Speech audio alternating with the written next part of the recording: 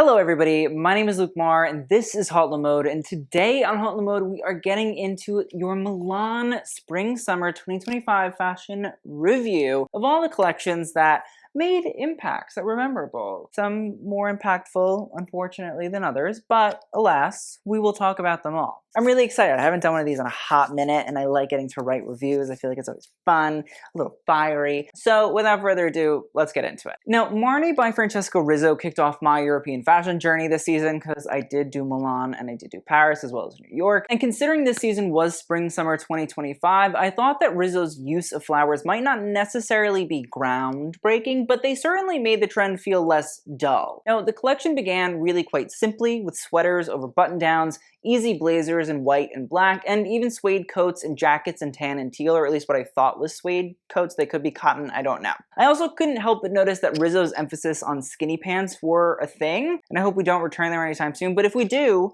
we know who to blame. And as two simple yet crunching cocktail dresses emerged, I noticed that so many of these pieces looked paper-like. Which, in a city like New York, I wouldn't think twice about. But in Milan, where in recent years nothing is what it seems, Bottega, I wondered if they were actually made out of some sort of paper material. But they weren't, as almost the whole collection was made out of cottons, but these cottons were often treated to look different, like the waxy versions that we saw on skirts, jackets, and tops. The ability to manipulate these really stiff cottons also showed themselves well in these hobble mermaid skirts that had a real 1980s feel to them, especially when paired with boxy blazers. Now, Marni is historically a little bit wacky and artistic, and I respect Rizzo's ability to keep that sentiment while also making more wardrobe-staple pieces for his clientele. Now, there was also a heavy emphasis on florals, as I said earlier, as Rizzo said he looked to florals from the 1950s and wanted to recreate them in his vision. Now, the way that these florals were placed made them seem almost like they had been stamped on, almost like how one would cover a stamp in ink and then like roll it or press it in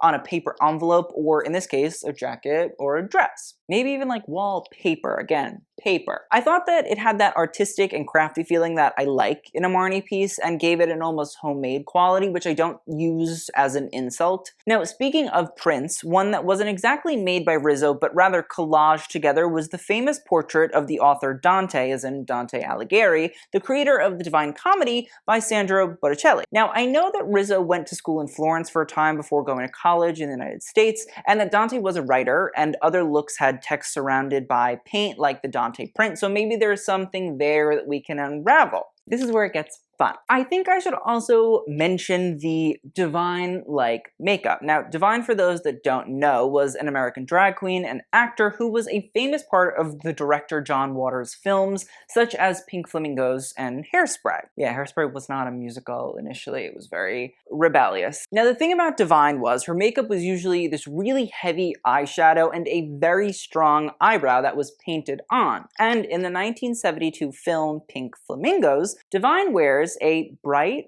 red mermaid dress, which might explain the full-on red mermaid skirt suit from earlier. And when we think about the red, Dante Alighieri was usually seen depicted in red, as red in Renaissance Florence was an expensive color to obtain and signified one's status and success. Funnily enough, the name Divine does line up with the Divine Comedy, and so in a roundabout way, Rizzo perfectly yet subtly combined what could be considered highbrow, or lowbrow art to make something completely new. I should also now mention the hats, because these beautiful and stiff paper-like hats that were oversized and undersized and covered in intricate fake feathers were super fun and added to this idea of world building, which so many designers refuse to do. And I think it would be good to add in the paper-like stoles to this concept as well. The collection closed out with a trio of beautiful paper-like gowns that were collages of crystallized flower motifs patched around the gown, with papery feather cutouts creating movement in both skirts and necklines. And I'm hoping that we'll see a bunch of these on red carpets, and with the risky makeup, headpieces, and hair in tow. Overall, kooky and quirky is what Marni does well, and once again, Francesca Rizzo has nailed the objective. Unfortunately, though, we have to talk about Fendi. I say this because, well, I have yet to see Kim Jones deliver something worth discussing since he entered the historical Fur House's creative director slot, and after this season, well, I don't have to wait any longer because it's not going to happen because he is no longer there. The collection started off with some ill-conceived takes on 1920s silhouettes and motifs, from fringed flappers to Art Deco-esque meandering lines, and I don't really understand why the pieces are sheer, but the next look proves that the Fendi embellishment prowess is really stunning, but the director of these motifs floundered. I thought that the sheer that continued to be placed weirdly over dour laces or given subpar crystals to make it feel like it should sparkle was gross. And especially like the socks. Like, why are the socks crystallized and then paired with hiking boots?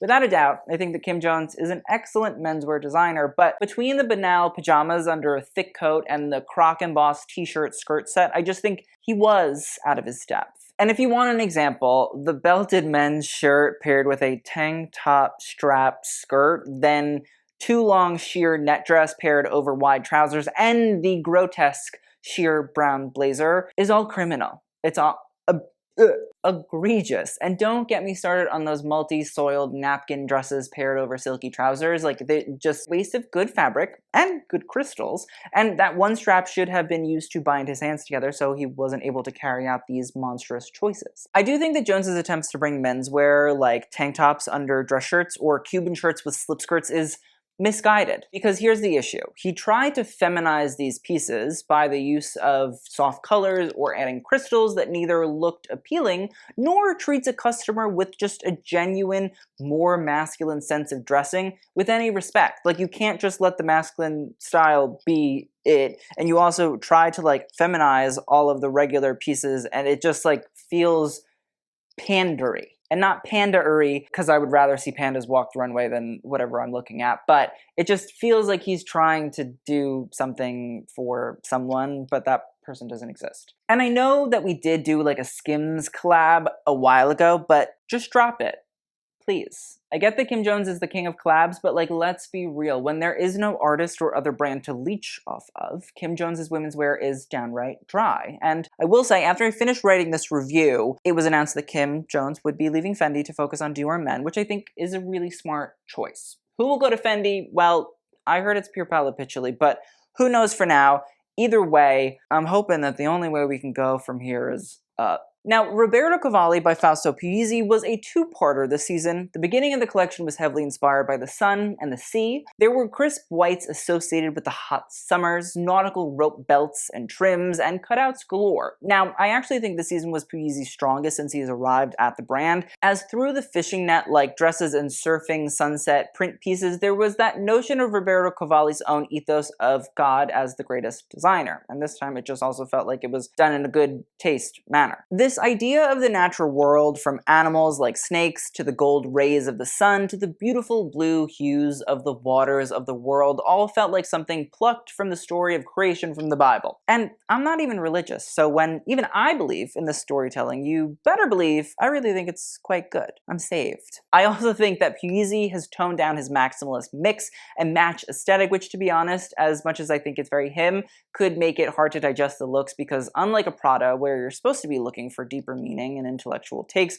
Cavalli is about sex and lust and all the sins that made Adam and Eve realize that they were naked, but without the post-nut shame. Speaking of Prada, wrinkling based on the spring 2009 collection was heavily found throughout the collection. Cavalli wasn't the only offender, as much of Milan and Paris played on this, and as much as I think this is a trend that most brands are trying to get ahead on and failing to make it authentically theirs, although most customers probably don't really care about its origin, I'll give Puglisi a pass because something about the wrinkling kind of reminds me of the ripples of ocean waves, and you can take that with a grain of salt if you'd like, I get it. And speaking of waves, the frayed ocean print combo did remind me a little bit of those spritzes of water that jump out of the waves as they crash and recede. And sure, the wave prints are a bit on the nose, but they are far from offensive, and I do think Puglisi should focus more and more on innovating on those sexy slips he does well. And I thought that the heavily beaded, embellished gowns that played on how light reflects off the water was, again, like just a nice little touch to close out the collection. Like, sure, maybe it's a little bit simple in terms of like storytelling, but I don't really mind that, because if it looks nice,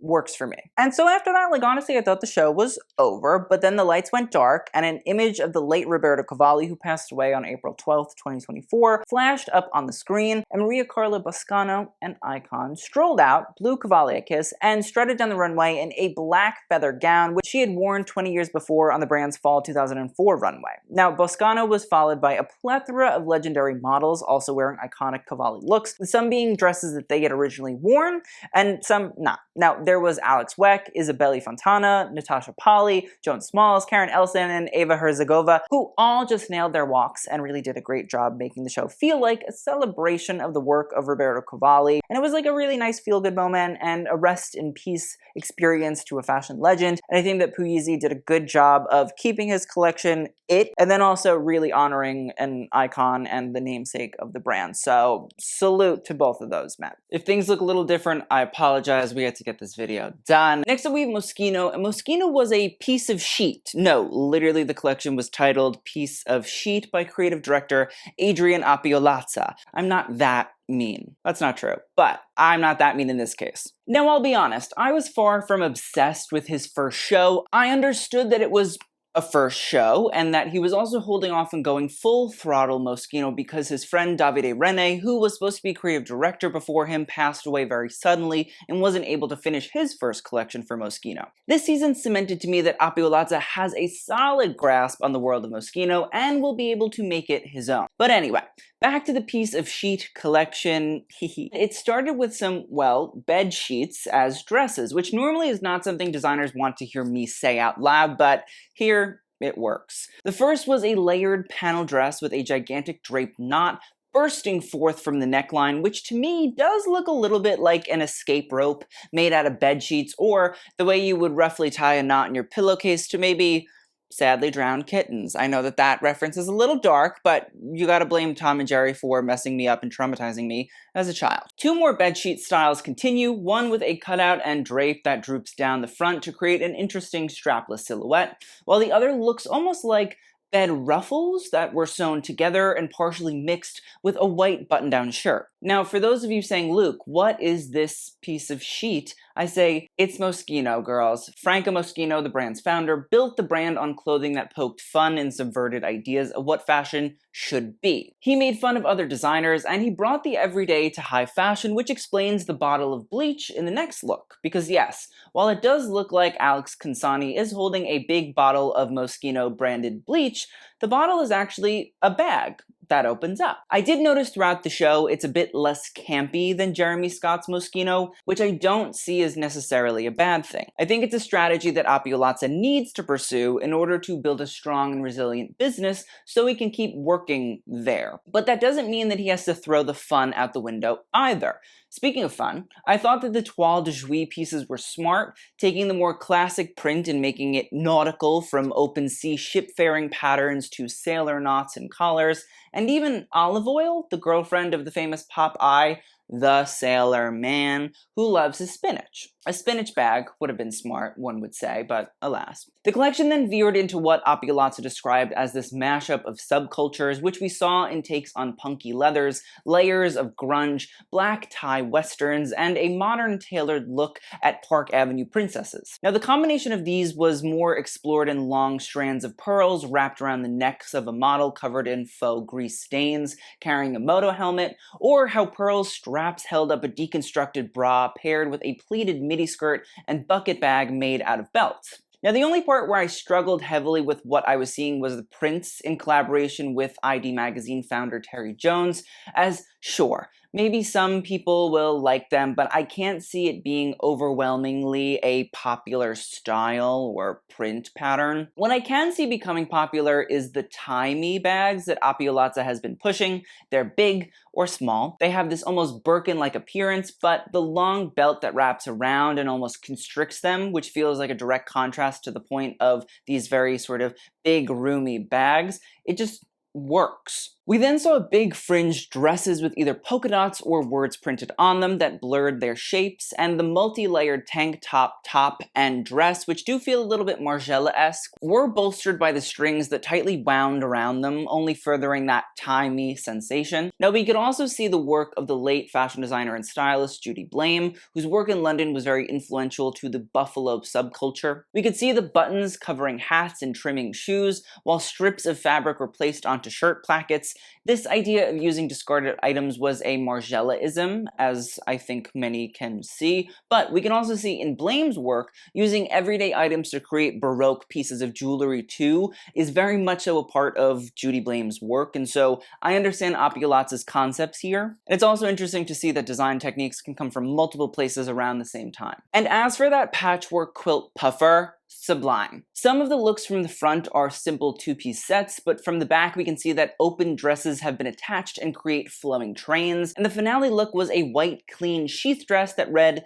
"To Beano or not to Beano," in reference to the famous "to be or not to be" line by Shakespeare, as well as the famous funny phrase pieces that Franco Moschino loved to display on the runway. Now, "to Beano" in Italian does mean a sheath dress, so it was a cute way to end the show, and I will say I do think that the piece of sheet t-shirts that all the Moschino team was wearing during the show was brilliant, and I want one, and I thought it was a shame that they did not end up on at least one look on the runway. It would have been great, and also I think a perfect runway t-shirt sales opportunity, but alas, I think this was a real true debut by Opulazza where he was able to express his raw and unilateral vision for Moschino, and it worked. It was fun, yet serious, it captured the whimsy of the brand but didn't skimp on design, and the bags, I mean, smiley faces, helmets, children's doodles, and even clutches so long you could fit, well, I don't really know what you could fit in them, but you could fit something in them. It was great and fun and anything but a piece of shit. Alright, let's get into Gucci because we have to talk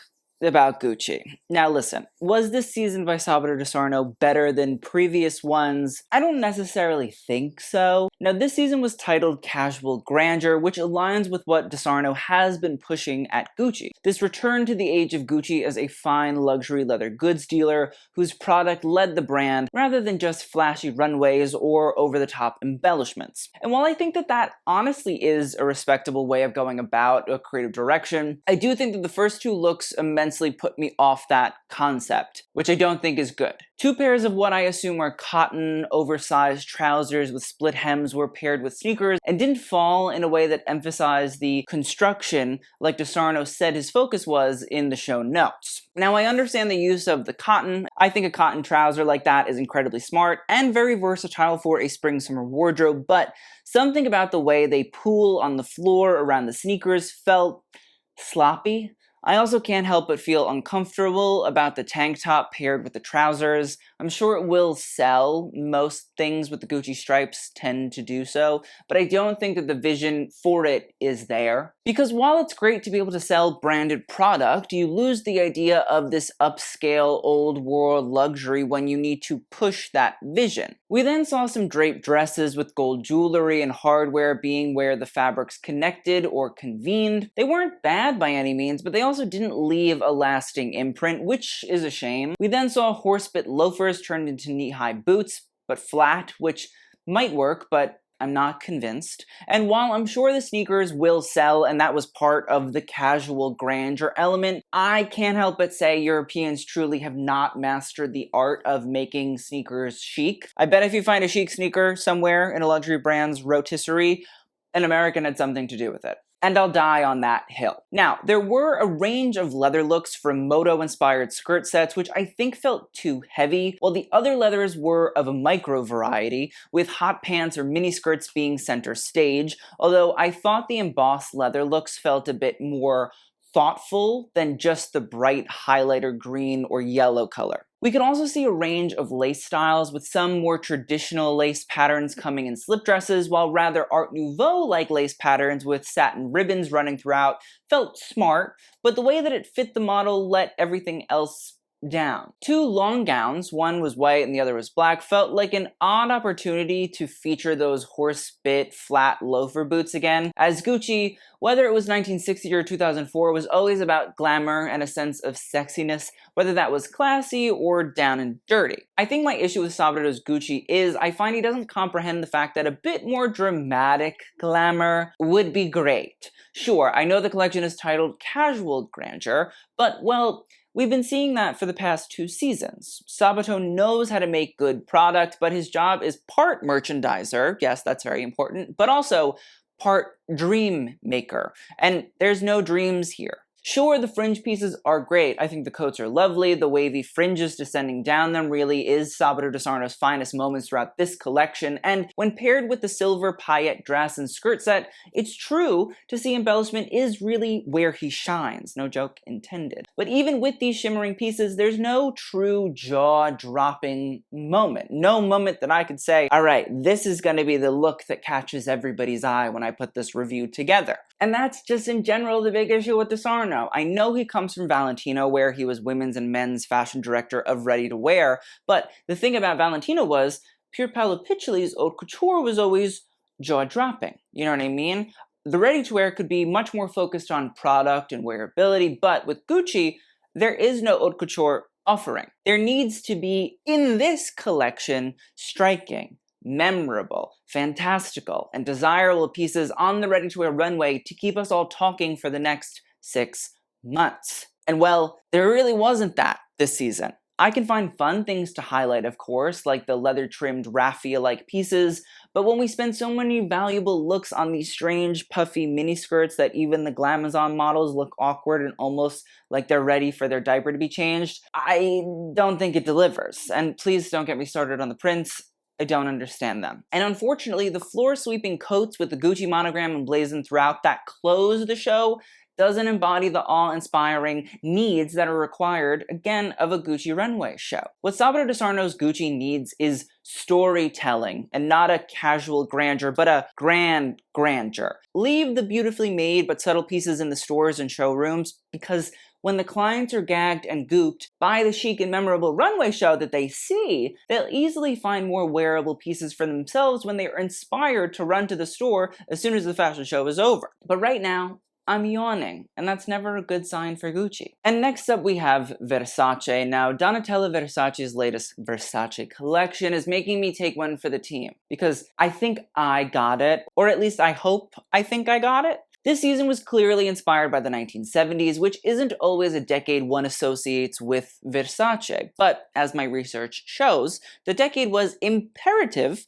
to the Versace brand, as well as personally to both Gianni and Donatella Versace. Now, in 1978, Gianni Versace founded his own label under his own name, Gianni Versace, as he had been lending his name to Milanese fashion manufacturers in years prior and creating collections with the likes of Genny and Complice. Now, the collections from both garments and advertisements that I found were simpler, cleaner, and more mainstream, which does make sense, as while I don't know if the New York and Milanese fashion manufacturers, aka the ready-to-wear design houses before the era of big fashion in the 1980s and 1990s, were exactly the same. I'm gonna assume they were similar enough where these kind of stylists, like a Gianni, a Karl Lagerfeld, or a Bonnie Cashin, didn't have nearly as much control as creative directors have now over certain brands. So, that explains that Gianni 1970s referencing, but this season wasn't based on a Gianni Versace collection like most recent seasons of Versace have been, but rather, it was based on the Versus Versace Spring 1997 collection. Now, Versus Versace was the line that Donatella designed before she had to make the jump to the main line, and it's reported that Versus was really like her baby. So, for those complaining that Donatella needs to not always reference Gianni's work, like myself, on a few occasions, well, this is a Donatella collection through and through. From the curvy striped knit polos that were paired with silky floral skirts in the 1970s colors like brown and yellow, to hot pants and matching suiting in powder blue, everything about the 70s was present and apparent. Sometimes the collection could skew a tad bit older, like when cardigans were paired over concerning printed chiffons, but when the chiffons were left to become revealing sleeveless and flowing tops, paired with briefs and stockings, well, the sexy Versace we know and love came through, but just in a different way. Now, I love the leathers paired with silk trousers and silk jackets. Once again, it was another staple material of the decade, and some of the more casual moments like suedes paired with baggy jeans or polos with wrap skirts could have easily hit Halloween costume levels, but somehow they didn't read too forced. And I know people have been saying how Miu Miu this collection looked, but remember that Miuccia Prada and Donatella Versace are only about 6 years apart and would have both lived and seen Milan in the 1970s. So I don't think that that overlap is necessarily ill-intended on Donatella's part. I think it's just her own nostalgia. Now I will say, the button-downs paired with hot pants or skirts felt a bit clunky though, and there were a few draped dresses and tops I just couldn't get behind, but we bounced back with the floral trimmed silk skirts and the more lingerie slip dress moments. But I think the true shining point of the collection was all the experimentation with Oroton, which is Versace's famous chainmail material, and I think a brand like Versace playing on this cool house code that they do so well is something so important for any brand to continue to toy with. Gucci, I'm talking to you, see how we, do it. It can happen. I mean, listen, the wavy stripes and floral printed versions were super sweet. It made me smile as the models strolled by. And how wearable they are, I'm not really sure. I've never tried them on. I don't know if they actually pinch your nips or not. But when it comes to a runway, wearability can go out the window for some looks, as it's partially about selling a fantasy. I thought that the sleeveless collared and button-up dress was rather intriguing in the Oroton, and that might have been because it was in the style of a shirtwaist dress or shirt dress, a classic from the 1970s, which was adapted from the 1930s and 1940s styles, as many 1970s silhouettes were. Now, I thought that the shirtwaist dress version was rather brilliant. Again, it's from a period Donatella was tapping into, but then she made it her own, and I did find a Vogue pattern for a Versace shirtwaist dress, so I think it's even cooler. Now, the draped Oroton styles are also usually quite breathtaking, with some having built-in cowl necks and others being form-fitting ankle-length styles covered in lovely little flowers. And we'll close out this collection with the 3D printed top, skirt, and dress in shimmering gold. The top and skirt are quite frankly very chic, with the fit of the top being stupendous considering its silhouette was programmed rather than created by hand. And as for the dress, I think it still needed a bit of work. Something about the fit felt a little bit off as it went by, but at the same time I think 3D printing clothing, especially something as daring as a full gown in shimmering gold, which I assume was some sort of metallic material, with no seams, is amazing, but I'm hoping that, like the Oroton, will consistently be improved upon season after season. All in all, I thought Versace felt like a departure this season, but a rather lovely one. It felt like Donatella was embodying herself rather than trying to recreate Gianni's work, and with that, I think she succeeded immensely, even if people don't necessarily understand it. Alright, now Ferragamo's modus operandi this season was celebrating the 70th anniversary of the brand's ballet flats, and creative director Maximilian Davis did that without making ballet flats feel, well, flat. I know that these staple shoes are comfortable and easy to wear, but I tend to find that they're difficult to make chic and or elevated. And just in case you think this is just a case of a man being a hater, I also hate men's driving shoes, another staple of the Ferragamo brand. But I only hate them when they're worn for anything that's not driving. So I'm an equal opportunity hater of flat shoes I find ugly. The collection started with lovely takes on ballerinas off-duty, as their leggings, wrap tops, and bodysuits were layered so well, and the color scheme was transportive between light pinks, warm earth tones, and powerful Ferragamo red, which Davis has driven at the brand. And I love the huge hug tote bags that they had to carry all their professional and personal effects in, while the only thing that felt not off-duty was their heels, with silky ribbons that wrapped up their ankles and calves. Now these flats were turned into heels, some with a thong that exposed the toes and others were enclosed, but both almost seemed to keep the wearer en point, as ballerinas often are, as the models wore them. We then saw a double trend alert as wrinkled and drop waist trench coats appeared in white and cream. I think that the wrinkle trend in general, as I said earlier, should be left to Prada, and like Daniel Lee's Burberry, Davis is not able to convince me that the drop waist trench coat works yet. But we bounced back quickly when the fall-away coats emerged and were followed by the quad pocket jackets paired with either pants or skirts. I also think it's interesting to see that Davis's color palette emerges from the ballet looks we saw earlier in the collection. Here, in different parts, they set in. Then this idea of movement reemerged as balloon-hemmed gowns bounced down the runway, and when I was backstage looking at the mood board, I could see that parachutes were plastered all around. I do think that these balloon-hemmed gowns can work and can be a shrouding style for those trying to cover up. I'd be intrigued to see if customers rally around them though. But the more dynamic of the parachute pieces were the coats, with a deep red one really creating this movement element, which again was Davis's MO. And I did notice that there was a parachute jacket in Davis's first Ferragamo collection, so maybe that was what initiated this exploration. But to land this hot air balloon, I didn't love the printed versions, although the cocktail lengths were magnificent. And this is what I call a print preference thing, where it's just a subjective look at the print design, and I don't think it's particularly attractive, so take my opinion here with a grain of salt. We then saw a few frayed hemmed looks, but I think the bags and shoes that matched them were a really great way to differentiate the pieces for customers that already have a few of these styles, and they were followed by a wide array of curved neckline dresses and jackets, with some in leathers, but the wool felt the most dynamic. And also I'd like to point out that the man's a great tailor. Like, it's interesting, it's memorable, I'm into them. Now I'll end off with the Gianchini woven jacket and bag, which I thought was super fun. I don't think the Gianchini gets the love it deserves. That is like the buckle shape, and I respect Davis's constant attempt to uplift its image from just being something seen on the likes of waspy frat boys at formal events. I really think that Maximilian Davis is very talented, and at the tender age of 29 or 30,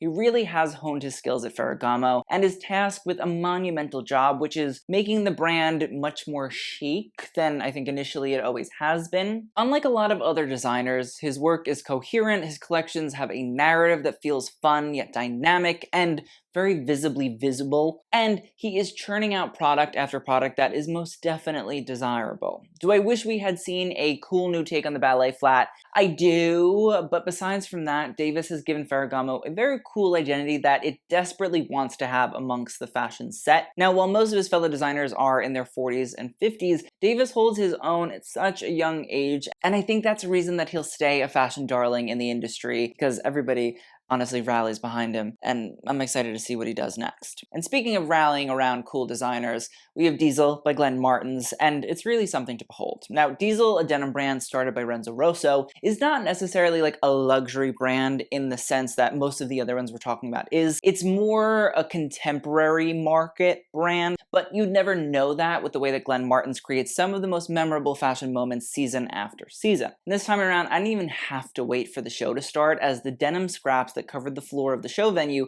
created an ambiance without a stitch of clothing needing to appear, and I did love getting to see people do snow angels in the denim scraps at the end of the show too. But when the clothing did emerge, well, we were in for a treat. Two pairs of denim shorts started the show with long frayed strands, almost like how denim begins to fray after years of wear and tear.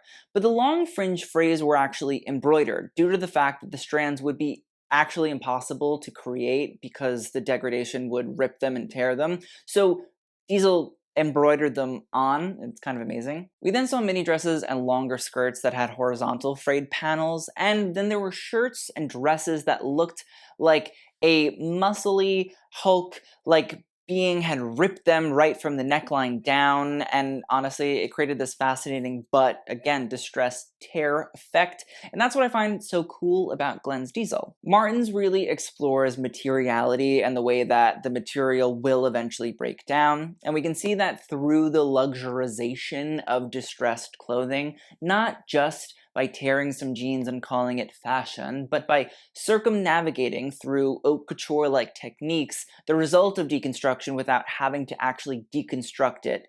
That's fascinating. It might not be everybody's thing, but at the same time, you can say that it's not an interesting technique to look at. We then see Houndstooth two pieces, one a skirt suit and the other a going out set, whose weave was disrupted by more distressing, which I thought was a cool way of modernizing the more professional motif. They were then bolstered by a Prince of Wales bodysuit and fitted dress, which for some reason is lighter at the bust region, and I assume that's to like emphasize that area. We then see the Prince of Wales check become treated with something that takes the normally quite matte fabric into what I can only describe as like a glowing skincare routine effect. Martin's takes the idea of fringe and strips clearly it was coated with something to give it that very shiny detail, but in reality, again, like in the era of skincare, your clothing can use it too. And Martin's takes the idea of fringe and strips a step further when it looks like he has a fabric-specific shredder that absolutely slices through the fabric that then came from the process and drape around the body. They form a dress whose bodice and neckline is constructed exclusively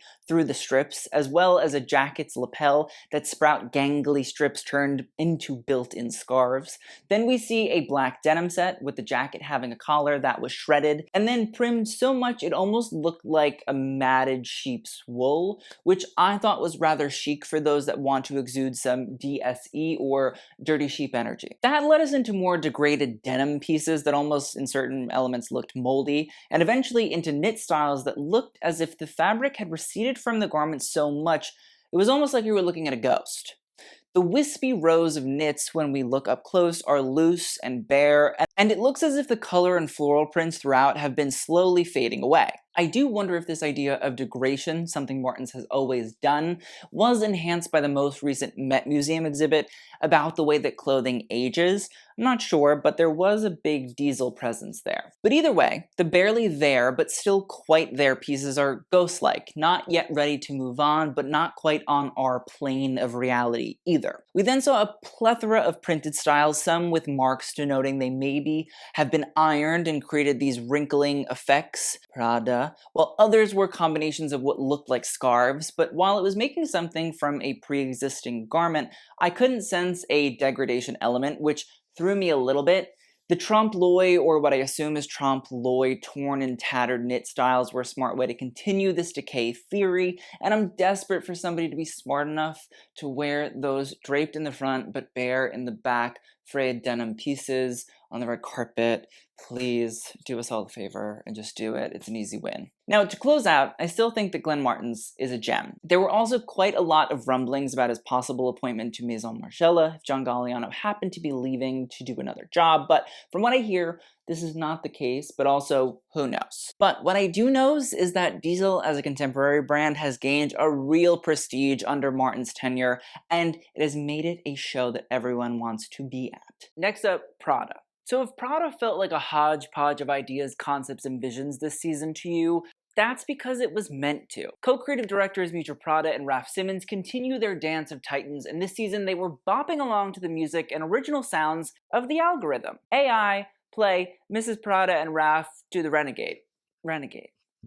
Insert AI version of Mrs. Prada and Raf doing the Renegade. That doesn't actually exist, and I don't know how to make an AI version of that. But in all seriousness, Prada this season was an exploration of how the algorithms of technology curate almost everything, including our clothing, for us, and how this season was a rebellious fight against that. And let me tell you, if you saw my Instagram comments on the show's review post, you would see that immediately the two nailed their intended effect to cause chaos because people were chaotic, but it was kind of brilliant chaos. The opening look is probably the most fascinating to me. Sure, to some it's just a floral sundress with a weird partially upturned hem and tied straps that look like they have been constructed with wire underneath, allowing them to hold this rather hurried shape. It feels like it's the first time I'm talking about a sundress, a staple of a spring and summer wardrobe. And I find the lack of ease and breezy clothing on spring-summer runways something that should be studied heavily because as our climate undoubtedly warms, whatever side of whatever you exist on, but it seems that most brands are layering on the coats and the gloves and the jackets and the heavy trousers without understanding that winters are warming and clothing for the continually hot weather is something people will be looking to buy. And now that my climate change diatribe has subsided, I do also think it's fascinating that in May of 2024, TikTok itself was diatribing over the meaning of the sundress and how different communities and cultures define the word sundress rather differently. Now, from what I've heard, Mitra Prada keeps her finger on the pulse of fashion, so I wouldn't be surprised if that might have been another inspiration here. The collection more or less becomes this sort of rom-com thrift shop makeover sequence where each outfit becomes more quirky than the last. There are silk strapless bra tops paired with a belt whose carabiners connect to the belt loops of a pleated skirt, with a silver Clio bag to emphasize the metallic hardware, a navy blue knit sweater with circular cutouts, with a large red pussy bow blouse tied at the neck in a big bow, and a pair of knit striped micro shorts, and of course, there's this collarless leopard coat with a knit navy blue mariner sweater and brief. And these are just a few of the slapped together trends that if you scroll on your closest algorithm-driven newsfeed, you'll probably find, just separated. And I have to say, I know people who do dress like this in their everyday lives. It's not common, but it's not unheard of as someone who works in fashion. But the thing is, those people really live their lives in those outfits. They go grocery shopping, they attend their office jobs, and they even ride the subway in true get-ups that don't feel fake or forced because in reality, it's them. And you'll have to keep your eyes peeled to see some of those people in an upcoming Hot La Mode series, not saying anything else. So while it might not make sense to the everyday person, Raf Simons and Miuccia Prada are really speaking to a certain customer base that does exist. There were also quite a few moments where you could see where Miuccia really spoke throughout the collection, like the pussy bow blouses that were paired with pussy bow skirts, floral Peter Pan collar sleeveless blouses with ruched strips paired with a knife pleated skirt, a Miuccia Prada classic, and what are being called the cheese grater skirts, which I love and which I'm sure amuses Mrs. Prada immensely. Now these cheese grater skirts, as we'll call them because I also find the name hilarious and delightful, are a metallic recreation of the famous cutout styles by André Courrèges. Now Courrèges, for those that don't know, was a designer whose career skyrocketed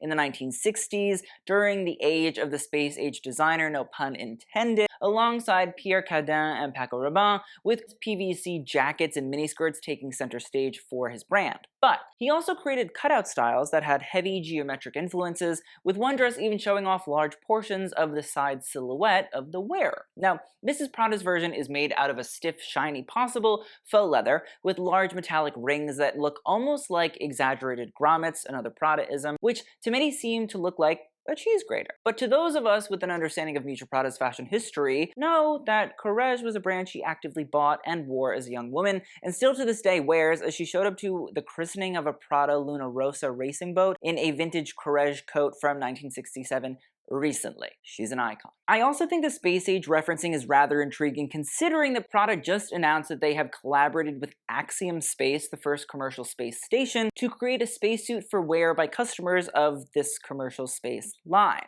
The one thing I'm going to say is when Prada does a product that's not necessarily in their warehouse, it's usually going to be the top product line, so keep it in mind. At the same time, there were sure signs of Raf Simons' influence on the collection from a navy blue sweater whose white stripes did not reach around the entirety of the garment and were also frayed, which was paired over top a fringed and Western-inspired skirt, which might be a remnant from his Calvin Klein days. There were leather and heavy hardware dresses, bodysuits, and even a pair of bright orange cowboy boots that capture the Western themes that he explored when he was building out Calvin Klein 205 West 39 NYC. And speaking of that leather and hardware dress, we could see that alongside a yellow satin dress and a black wired chiffon dress paired over a green ribbed bodysuit, those were all shown quite early on in the collection in rather pure forms. But as the collection continues, the leather was turned into different skirts, losing the bodice aspect. The silk dress became a floor-length skirt and was paired with a rather casual Prada logo cotton long-sleeve t-shirt,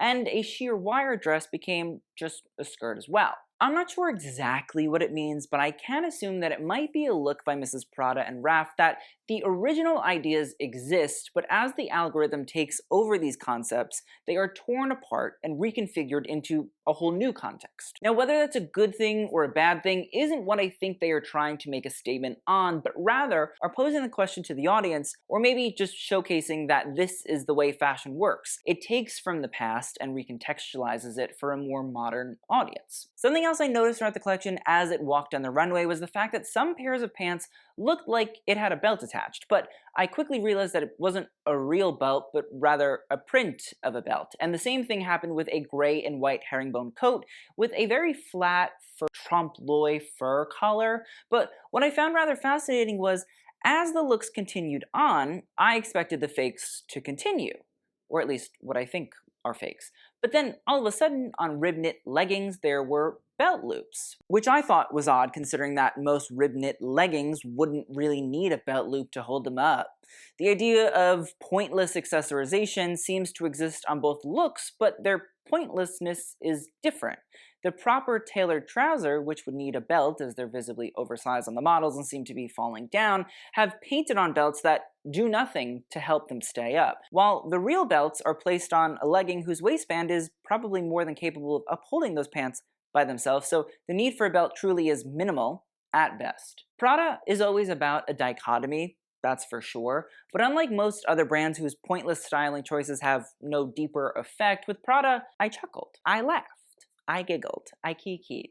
It was a moment that made me say, there's still a little bit of humor left in fashion, and although it's pointless, it's not necessarily gimmicky. Rather, I think it's a subtle inside joke, almost. Now, as for the herringbone coat, it was met with its green and black wool counterparts with realistic-looking faux fur collars in the style of the 1960s mod car coats. Now, what exactly the point of these were? Well, here I'm a little bit more stumped. I assume it's a 1960s nostalgia, which really does run throughout most of the collection, but whatever the reason for it is, I find it to be a little bit of a witty week. But when I discovered a brown coat that had a fur print throughout, but had a faux fur 3D collar, I thought, this boggles the mind. And again, it's this idea of pointlessness, and I don't mean that rudely, but it does really make one think.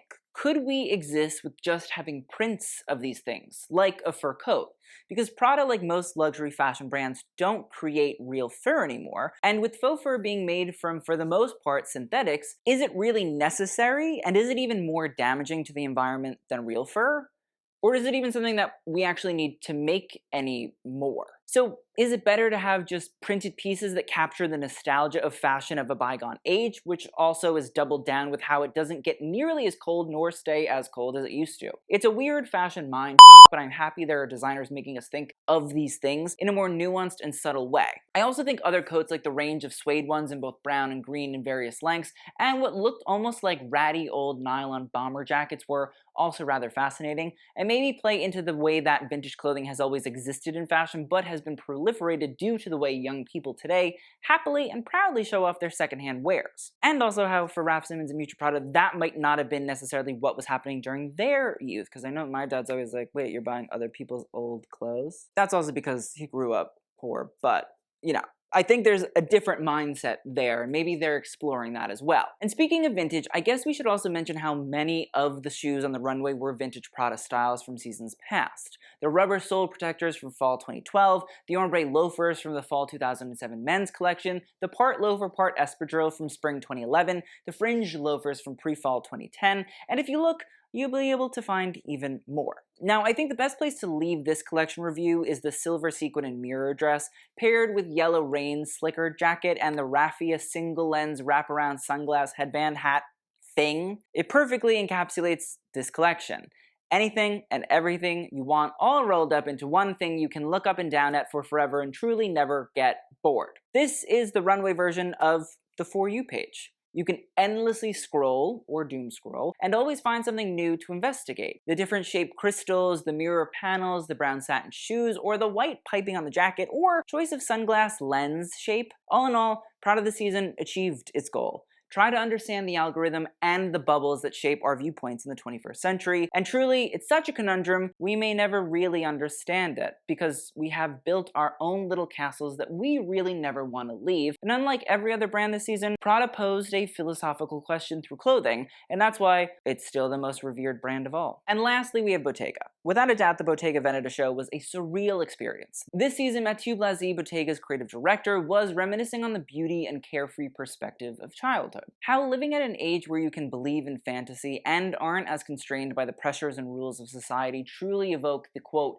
adventure of the everyday. Now, the collection started with a wide range of suiting options, with a gray pantsuit and shirt opening up their world. It's intriguing because, like a similar pant and button-down set, also feature this suit style where one leg is fully covered by an oversized baggy trouser, but the other is bare, denoting a skirt suit on the one side. I'll be honest, I do find it to be a bit ugly and strange, but I also am wondering if Blasi is setting the stage of a state of undress. For those who had working parents like I did, maybe you only saw your parents early in the morning or late in the evening before or after their job. The idea of putting on or taking off the pants and skirt might allude to the way that some of us grew up seeing their parents off to work or when they got home late after a long day. And if it's still strange to you, no worries, I get it. I am only reflecting on it like a month or so after, because when I initially saw them, I thought they were pretty awkward to look at. I'll also be covering menswear in this collection because to build out this story, we kind of need to. Blasi mentioned how he created these baggy, oversized suiting looks styled with what look like grocery bags as a way to denote fathers picking up groceries on their way home. Some may say it's a bit of a fantasy because men picking out things at the grocery store by themselves might only happen in your dreams. Am I right, ladies? Am I right? It's a struggle. I didn't realize. But in all seriousness, the bags are impressive. They're actually a really light nylon that had different leather appliques sewn on to create faux store logos. Now the next look is a fabulous array of red hues, all sopping up their deliciousness on large canvases. Now, from a coat-length blazer to high-waisted and oversized pants, what I can say is many in my comments when they saw it found the proportions ridiculous, but within the storytelling here, the concept of dressing up in your parents' clothing as a kid is probably why we see such volumes. I'm sure these pieces will sell, as Bottega Veneta is reportedly the only brand within their parent company Kering's luxury brand stable that has seen growth this quarter, but even if they don't, they still create a fantasy element, which has become crucial for brands lately because nobody wants to do it, because it seems like the quiet luxury effect is stalling. Sure, it might be a baggy blazer and a pair of pants, but there is still storytelling prowess here, even if it might seem to some like it's something off the rack. I'm also just taken with the concept that something more commercial like a suit can contribute to the storytelling of a fashion show, because in reality, when you see little kids and they put on their parents' clothes, they're huge, they're gigantic, they almost touch the ground, they're baggy, and they're gross, and well, not gross, but you know, they're all rumpled and stumpled. And it's like a cute thing when you're a kid. So I kind of love that building into the story, even if people don't like the proportions. Now, Blasi's penchant for texture continues in an array of pleated looks, from print-covered A-line tops paired over the top of ruffled skirts, whose outer edges descend lower and skim the floor, while a lovely navy blue pleated skirt was paired with a simple black knit sweater with a sailor collar, and to add to that, a white dress with purposeful rolled sleeves and exaggerated but not comical high collar with excess panels of fabric that created added flounces of the hips, or decorative pockets, I'm not sure. Again, all of them seem quite dressy, but I assume they continue this concept of dress up, as the skirts dragging and the huge rolled sleeves would be something a child might encounter as they romp through their parents' wardrobe. Now, we can see in a leather trench coat that if you look close enough at the lapel, it's actually in the shape of a rabbit. And you can see in the nylon leather applique bags that rabbits appear, as well as the hardware that faces outward on belts. Now, Blasi mentioned that the rabbit is a symbol of rebirth and good luck, and across many cultures it has positive associations. Now, I found the idea of finding the rabbits throughout the collection a real fun project, as like rabbits in real life, they seem to camouflage and sprint away when found. Now, unless of course you have the good fortune to snag a piece for yourself. Now, I also thought the storyline of a pink and purple backpack with rabbits hopping across the flap being carried by a male model was actually a really lovely one. It was a nod to a father dropping his kid off at school on the way to work and carrying their bag in the process. And it hits home particularly for me because as a kid my mom had a panda stitch on my backpack flap, and it had embroidered initials for me, which is LAM. Kids made fun of me for it, and now I realize how stupid that was. My little 5-year-old brain, I was like, oh, I hate my life. And I don't know, I just find it funny that a backpack by Bottega can make me think back to my own childhood, and isn't that like good fashion? Is that it makes you reminisce on your own life? It feels relatable, even if I can't afford what I assume is probably a $10,000 backpack? I think so. But from here we begin to see a metamorphosis. Clothing begins to fit, and it seems just a little bit cooler, almost like the pivotal fashions of one's teenage years, from chic oversized khaki-colored jackets with intrecciato collars paired with baggy jeans, a knit sweater vest covered in lit cigarette motifs, and a duo of woven leather dresses with matching crazy leather fringe hats. There is this rebellion and phase of experimentation, from nods to crazy colored dyed hair to trying things that might not be great for your health but make you feel older and cooler when you do it, even though it tastes awful. We can also see flannels, another mark of youth culture, I mean the grunge period and all that jazz, but the way that they were shaped with nipped-in waists, which was clearly purposeful as we could see the seams that helped to create that hourglass shape. I should also mention some more bags from the ukulele case in intrecciato woven leather, the brown lunch bag in leather, and a hop bag, the shoulder bag from Bottega, which was in burgundy, but with these white visible stitches that I assume is meant to look a little bit tattered and torn, something teenagers find intriguing and are just part of being young and not always having the money to own pristine things or owning things for a long time, just sort of get natural wear and tear. And speaking of a lack of being pristine, the leather pieces that are incredibly wrinkled, almost like the clothing had been slept in for days on end, were fascinating. I think it calls back to teenage and young adulthood. Maybe in college or high school you didn't care if your jackets or pants had wrinkles because, you know, people were lucky enough that you showed up to begin with. And lucky more so if you showed up in a shirt and tie. In high school I really learned that you never actually have to tie a tie again. You tie it once and then you just slip it off your head and you hang it up, and then you wait till the next time you need it, you know what I mean? So that probably had permanent wrinkles in it. But as the collection goes on, we start to see these young people become confident and begin to dress the part, from floor-length asymmetrical skirts paired with sweaters, to the oversized suiting feeling a bit more fitted, to coat dresses and button-downs paired with floor-length skirts. In reality, it feels like this life cycle is beginning to become completed, foretold by a woman carrying a shopping bag basket and a man carrying what looks like a doodled-on bag under his arm. And now at this point, it feels like it's just become a free-for-all of confidence, as sequin dresses are made not of plastics, but of leather triangle sequins in crazy colors like pink and green. There are vibrant colors and form-fitting sculpted dresses. Then there are fish scarves as tops that are seen both under and over clothing. I personally think that this more avant-garde ending to the collection alludes to the fact that even though people fear aging, it comes with a confidence and a who cares what others think attitude that people wish they had when they were younger, but in reality seems to only come with experience and wisdom. I mean, a woman who is unafraid of smoking with her matchstick set, or whose dress is falling apart or falling down to reveal her undershirt underneath, who cares? Live life while you can. I always love a Bottega Veneta collection by Mathieu Blazy because even though I feel like I've been rambling for so long about it, I really feel that I haven't even scratched the surface. There is just so much, so many references and funny winks and nods that will only be discovered by the customer or those that go to see these pieces in person. So while the sales associates might not be happy with me, if you have the chance to go see this collection up close, you know, at your local Bottega, you should. It's fun and fascinating and one of Blazy's best. All in all, I think Milan kept me interested. I think this season as a whole was a reflection of the perceived view of the global economy, so it erred on the side of caution, but there was still a lot of fun to be had in Milan. I had a fun time by the time that I left Milan. So thank you guys so much for watching. I hope you guys enjoyed. Keep your eye out for the Paris one, but don't hold your breath. So thanks again, see you on the next one, and TTYL.